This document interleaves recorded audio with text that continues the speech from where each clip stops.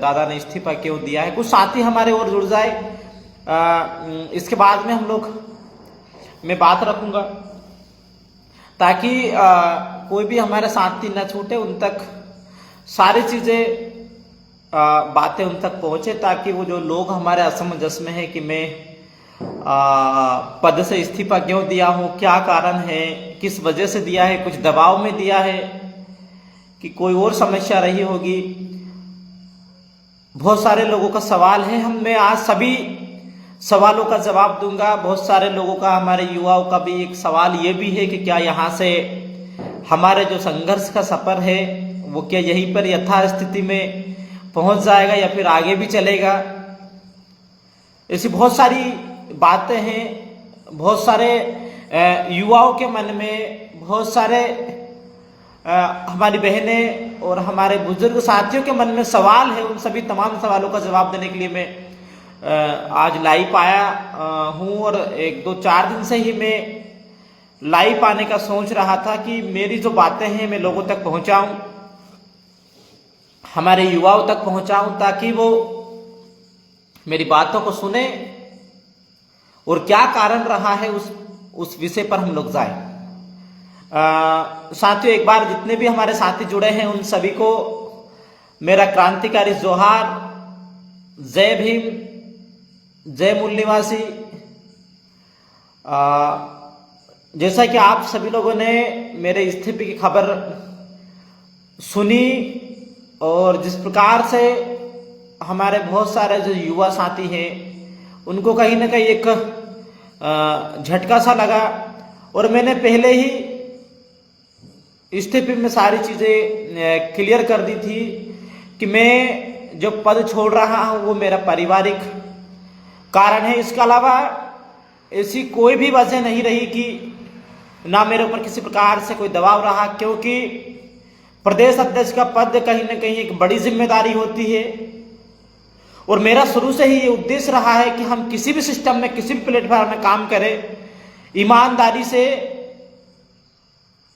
और उसी को लेकर समय निकालकर उसके लिए काम करें। लेकिन कुछ समय से मेरी पारिवारिक समस्या, क्योंकि घर में हमारे यहाँ भी कोई भी हमारे सिवा कोई नहीं है, तो यहाँ की परिवार की बड़ी जिम्मेदारी होती है। मैं कुछ समय से संगठन को लेकर भी काम समय नहीं निकाल पा रहा था, तो मुझे ऐसा लग रहा था कि मैं कहीं ना कहीं संगठन में एक बोझ बन रहा हूं। बहुत सारे पदाधिकारी ऐसे हैं हमारे बीच में संगठन में जो अपने आप को पदाधिकारी बोलते हैं, लेकिन आप सब लोग बेहतर तरीके से मुझे जानते हैं, मैं कभी भी पद, पावर और पैसे के पीछे नहीं भागा। ये सब लोग आज बेहतर तरीके से आप सब लोग जान रहे होंगे। तमाम प्रकार के जो लोग हैं वो कहीं ना कहीं किसी पार्टी के पीछे भाग रहे हैं, कोई कहां पे भाग रहा है, कोई बीजेपी के पीछे भाग रहा है, कोई कांग्रेस के पीछे। लेकिन शायद आप सभी लोगों ने मुझे देखा होगा, ना हम कभी किसी पार्टी के पीछे घूमे हैं, ना ही कभी किसी पार्टी के पीछे घूमेंगे। बहुत सारे लोगों का सवाल था कि दादा क्या समाज यहां से क्या आगे का सफर छोड़ देंगे? नहीं, आदिवासी डीएनए के लोग हैं भाई। हम, हमारे समाज की जो लड़ाई है, हम जब जंग में उतरते हैं या तो आदिवासियों को वीरगति प्राप्त होती है या फिर विजय। हम भी इस समाज को लेकर सिर्फ मैंने पद छोड़ा है, समाज के लिए जहां भी अन्याय अत्याचार होगा, जितना भी बनेगा, बिस्तर में से कमेंट कर देते हैं। ऐसे लोगों से भी आप लोगों को सावधान हो। सिर्फ मुझे ही कमेंट नहीं करते, तमाम प्रकार के शायद नेटवर्क समस्या आ गई थी। तो हम लोग जिस विषय पे बात कर रहे थे कि बहुत सारे ऐसे लोग होते हैं जो कहीं ना कहीं जो युवा काम करना चाहते हैं, उन युवाओं को नर्वस करने की कोशिश करते हैं। काम कुछ करते नहीं, लेकिन कोई सोशल मीडिया में, फेसबुक में कमेंट करते रहते हैं कि ये हो रहा है, वो हो रहा है। आप सब लोग युवा मुझे बेहतर तरीके से जानते होंगे कि इस समाज के लिए शायद मैं अपने आप में ये नहीं बोल रहा हूं कि यार हमने ये किया है समाज के लिए, लेकिन जो लोग नहीं जानते मैं उन लोगों के लिए बोल रहा हूं। जो लोग एक बिस्तर में से कमेंट करते ना, मैं उन लोगों के लिए चीजें बोल रहा हूं कि आप जिस समय, आपकी जिस उम्र में आप गोटियां खेल रहे थे, उस उम्र में हम लोग समाज के लिए जेल की हवा खा रहे थे। 14 वर्ष 15 वर्ष की उम्र में हमने समाज के लिए जेल काटा है। हमने 21-22 वर्ष की उम्र में समाज के लिए जिला भदर झेला है। जहां पर भी जो लड़ाई हुई हमने लड़े, चाहे नेमावर हत्याकांड हो, चाहे रातामाटी हो, चाहे साहगंज हो, चाहे हरणगांव हो, ऐसे तमाम प्रकार की हमने लड़ाई लड़ी। और एक भी ऐसी लड़ाई नहीं है कि हमने उसमें जीत हासिल नहीं की। तमाम लड़ाई में हमने जीत हासिल की। इसके बाद जो गुलाम अंधभक्त टाइप के जो लोग रहते हैं, वो फिर भी लिखते रहते हैं, बोलते रहते हैं कि इन्होंने क्या किया समाज के लिए। अपने घर परिवार को छोड़ के एक बार जेल जाना, अपने घर परिवार को छोड़ के जिम्मेदारी उठा के रात रात भर समाज के लिए भगना, तब जाके मालूम पड़ेगी कि हाँ, समाज सेवा किसे कहते हैं। आज बहुत सारे लोग समाज सेवा का चोला ओढ़ के चुनाव में कूद पड़े हैं। कोई कांग्रेस का सपोर्ट कर रहा है, कोई बीजेपी का सपोर्ट कर रहा है, लेकिन हमने हमारे स्वाभिमान के साथ आज किसी भी कंडीशन में समझौता नहीं किया, ना ही हम कभी करेंगे। चाहता तो मैं भी किसी पार्टी से टिकट लेकर चुनाव लड़ लेता। कांग्रेस वाले पीछे घूम रहे थे, दादा वहां से चुनाव लड़ लो, यहां से लड़ लो, लेकिन विचारधारा से समझौता करना और अपने उसूलों से समझौता करना हमें मंजूर नहीं था। नहीं तो हम भी शायद किसी व्यक्ति की तरह समाज को अगर धोखा देना आता तो शायद मैं भी कहीं ना कहीं आज किसी पार्टी से चुनाव लड़ता। लेकिन कभी कभी बहुत सारे ऐसे लोग रहते हैं जो कहीं ना कहीं सोचने पे मजबूर कर देते हैं। आज कई क्षेत्र में मैं काफी समय बाद लाइव आया हूं, क्या चल रहा है बाहर की गतिविधि शायद मुझे जानकारी नहीं है, क्योंकि मैं चुनाव में कम विश्वास करता हूं और समाज के लिए लड़ना, ये चुनावी माहौल में मैं कभी रहा नहीं हूं। बहुत सारे लोग बोल रहे हैं कि तुम्हारे लोग चुनाव लड़ रहे हैं, आप उनके चुनाव प्रचार में क्यों नहीं जा रहे। राजनीति से मुझे बड़ी तकलीफ होती है, लेकिन हाँ, ये जरूर है कि जहां भी समाज के ऊपर अन्याय अत्याचार हुआ है, हम लोग वहां पे पहुंचे हैं। मध्य प्रदेश में एक पहला ऐसा व्यक्ति हूं जिसने सबसे कम उम्र में समाज के लिए सबसे ज्यादा मुकदमे झेले हैं। समाज के लिए सबसे कम उम्र में 3-3 महीने का हमने वनवास काटा। हमने कभी अपने स्वाभिमान से समझौता नहीं किया। हमने कभी भी किसी पार्टी की गुलामी नहीं की। मैंने पद से इस्तीफा दिया, पद के लालची नहीं है हम। इस समाज में नाम दिया है क्रांतिकारी, हम उस चीज को लेकर हमने सिर्फ पद से इस्तीफा दिया है। मैं संगठन और इस समाज के लिए आखिरी सांस तक लड़ते रहेंगे। अगर शरीर का एक बूंद भी अगर इस शरीर में बचेगा तो हम इस समाज के लिए बहाने के लिए तैयार है। जल जमीन जंगल और इस आदिवासी समाज के लिए आखिरी सांस तक हम लोग लड़ेंगे। चुनावी सिस्टम हमारा विषय नहीं है, हमारा विषय है जल जमीन जंगल और आदिवासियों को कैसे बचाना, हमारे समाज के ऊपर से अन्याय अत्याचार कैसे खत्म करना, यह हमारा विषय है। आज बहुत सारे युवा साथी हमारे चुनाव लड़ रहे हैं, उन सभी से मेरी गुजारिश है कि आप चुनाव के समय पे कोई ऐसा कदम ना उठाए कि अपने घर परिवार को आने वाले समय में दिक्कत पैदा हो। सोच समझकर चुनाव लड़ना अच्छी बात है। पहले राजतंत्र में ताकत और राजा के पेट से राजा पैदा, लेकिन आज इस लोकतंत्र में कहीं ना कहीं अंगूठा और वोटों के वजह से राजा बनता है। तो चुनाव लड़ना अच्छी बात है, लेकिन अपने घर परिवार और जमीन जायदाद को दांव में लगाकर चुनाव लड़ना मैं ये नहीं मानता कि ये भी उचित है। आज बहुत सारे लोग फुल सपोर्ट के चक्कर में हमारे बहुत सारे युवा चुनाव लड़ रहे हैं। उनके पिताजी कि जमाने की जो बची कुची पूंजी को उसको भी लगाने पे लोग युवा साथी लगे हैं। चुनाव लड़ो कोई बात नहीं, लेकिन ये चीज आपको लगना चाहिए कि हाँ, हम चुनाव जीत रहे हैं या नहीं जीत रहे हैं। आपके साथ में जो लोग हैं जो आपको बोल रहे हैं कि मेरे पक्ष में 1000 वोट है तो मैं यहां से इतने वोट दिला दूंगा, मैं यहां से तुमको ये करा दूंगा, आप उन व्यक्तियों को भरोसे में मत रहना। पता चले कि चुनाव होने के दूसरे दिन तुमको रेत भरने के लिए जाना पड़े, मजदूरी करने के लिए जाना पड़े, घर परिवार को मुसीबत का सामना उठाना पड़े, आर्थिक तंगी का सामना उठाना पड़े। हमने 10 सालों में बहुत कुछ सीखा है। अभी नए नए युवाओं को नए चुनाव का भूत है, तो उस चीजों का भी आप लोग विशेष करके ध्यान रखें। साथियों, तमाम प्रकार के सवाल थे इस्तीफे के बाद कि इस्तीफा क्यों दिया? मैंने एक चीज मैंने कहा हूं कि चाहे हम किसी भी फील्ड में काम करें, ईमानदारी से काम करें और उसके लिए तन मन धन के साथ में उसके पूरे साथ में काम करें। कहीं न कहीं प्रदेश अध्यक्ष का पद एक बड़ा पद होता है, मैं शायद उसमें कहीं न कहीं फिट नहीं था, क्योंकि मेरे घर की बहुत सारी जिम्मेदारियां हैं, क्योंकि प्रदेश अध्यक्ष को समय भी चाहिए, उसके उस हिसाब से उसको पास आर्थिक स्थिति भी उसकी मजबूत चाहिए। मैं कहीं न कहीं तीनों चीजें मेरी मजबूत नहीं थी। हाँ, समाज के लिए लड़ने का जुनून है, संगठन के लिए पहले भी हम अगर पद में थे तब भी काम किया है, जब संगठन में नहीं है तब भी काम करेंगे। हमारा जो पद है वो अंतिम मुजाहिदा जैसे हमारे भाई को मुबारक हो, इंद्रपाल मरकाम जैसे हमारे साथी को मुबारक हो। हम पद के भूखे नहीं हैं, ना हमने कभी पद के लिए काम किया है, ना पावर के लिए कभी काम किया है। यदि अगर पद और पावर के लिए काम किया होता तो शायद आज मैं विधायक होता और आज कहीं ना कहीं विधायक का चुनाव लड़ता, लेकिन हमें समाज की चिंता थी और इसी समाज की चिंता के लिए हमने भी हमारे महापुरुषों की तरह कई प्रकार की कुर्बानियां दी है। इस समाज के लिए जो बना हमने किया। जितनी आज जो युवा हमारे ऊपर टीका टिप्पणी करते हैं उनकी उम्र नहीं, उससे ज्यादा मुकदमे हमने इस समाज के लिए झेला है। जो लोग बोलते हैं ना कि बीजेपी वाले ने तुमको ये कर दिया, कोई बोलते हैं वो कांग्रेस वाले ने ये कर दिया, कोई बोलते हैं कोई किसके पीछे चल रहा। मैं कभी किसी के पीछे नहीं चला। जो व्यक्ति मुझे गलत लगा मैं उसके खिलाफ में चला हमेशा। आज बहुत सारे लोग बोलते हैं वो उसके चमचे हैं, फलाना के चमचे हैं, ठिकाना के चमचे। जब लोग हमें नहीं जानते थे उससे पहले हमने समाज के लिए जेल काटा है, उनकी लड़ाई लड़ी है, डंडे खाई है, सड़कों में उन्हें लड़ाई लड़ी है।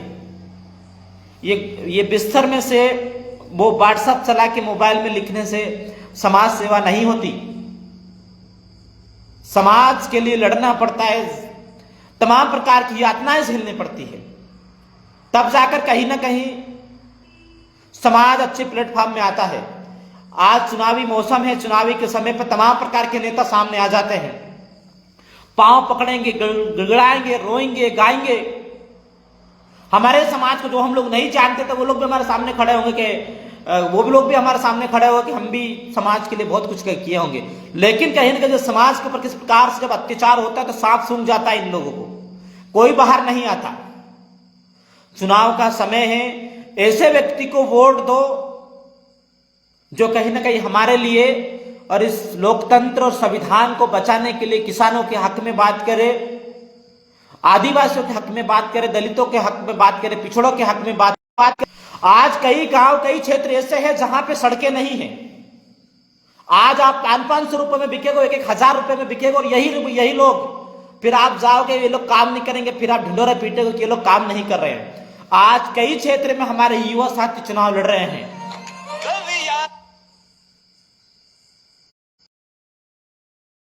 क्षेत्र में हमारे युवा साथी कोई जयस के माध्यम से चुनाव लड़ रहा है, कोई गोंडवाना के माध्यम से चुनाव लड़ रहा है, कोई निर्दलीय चुनाव लड़ रहा है।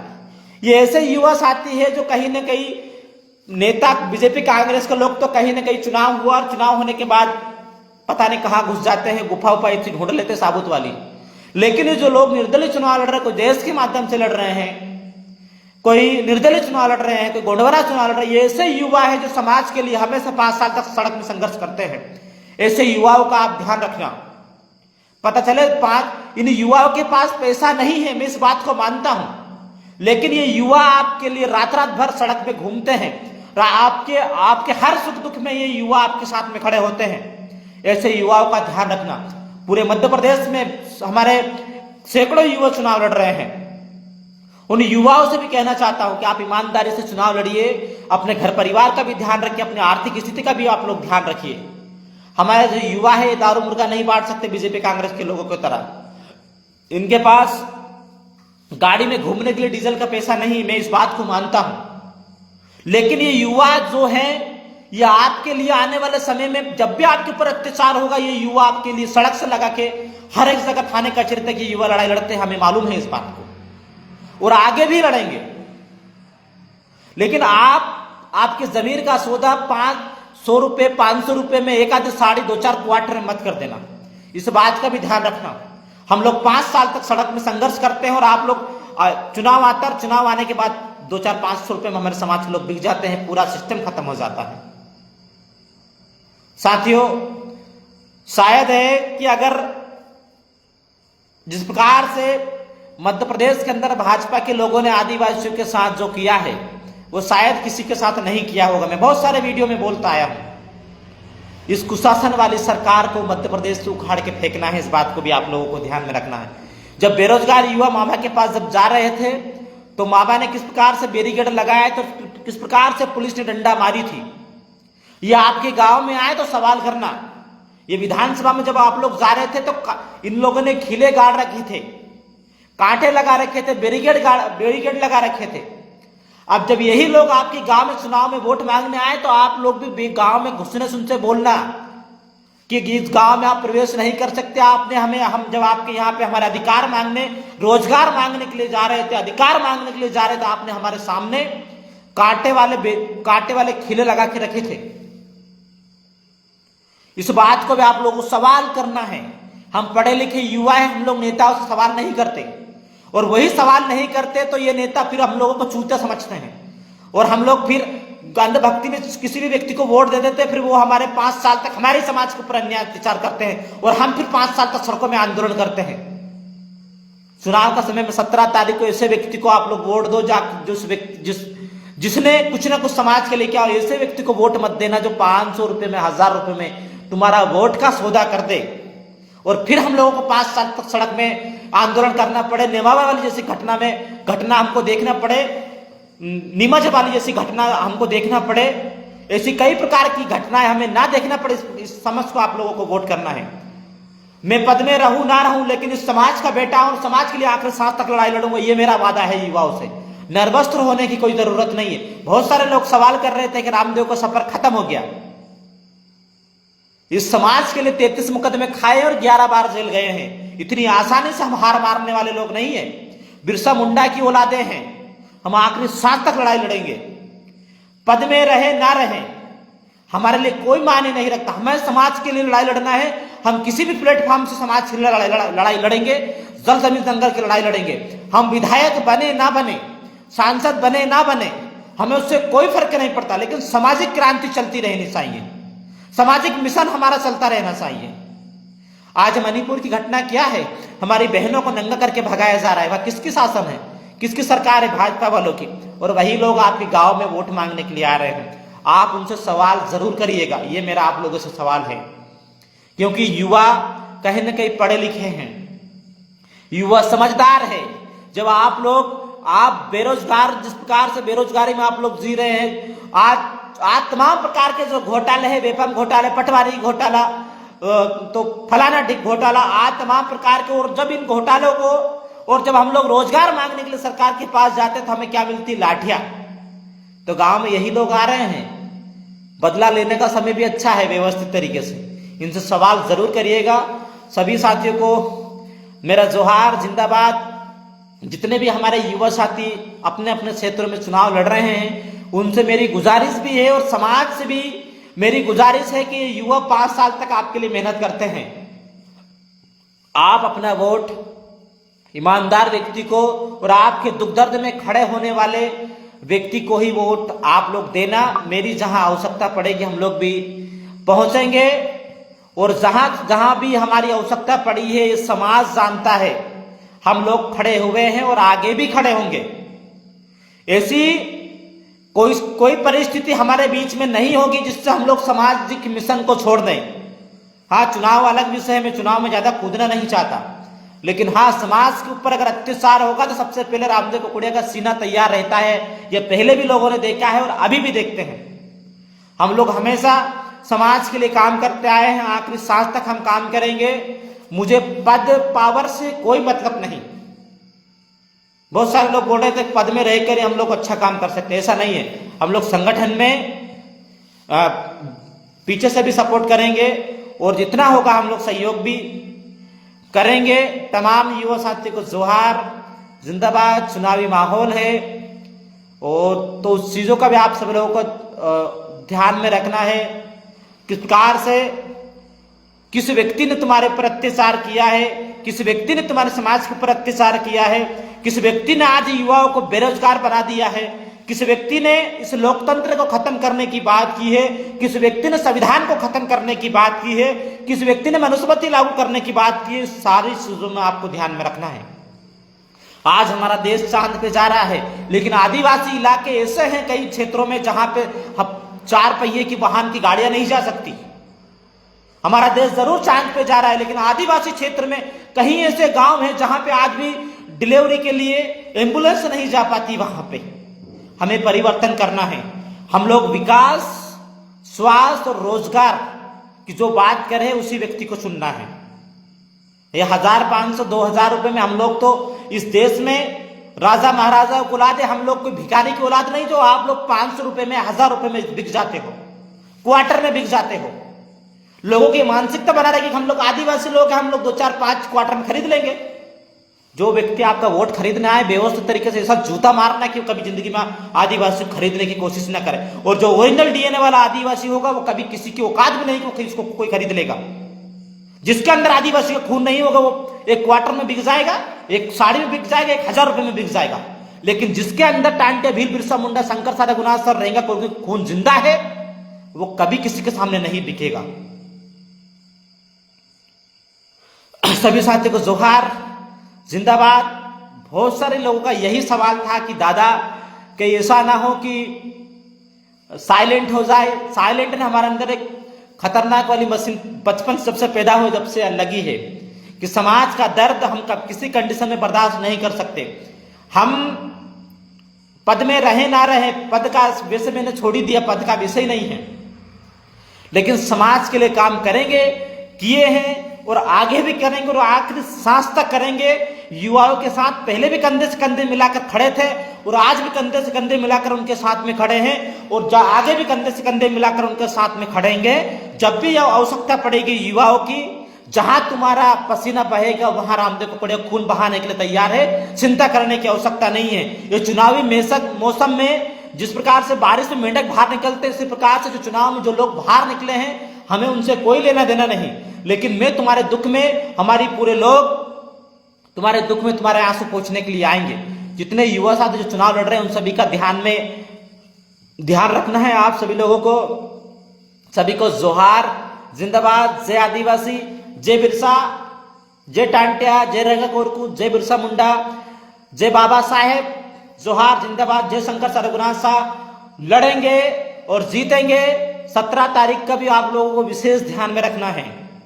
तो जोहार, जिंदाबाद, जय आदिवासी।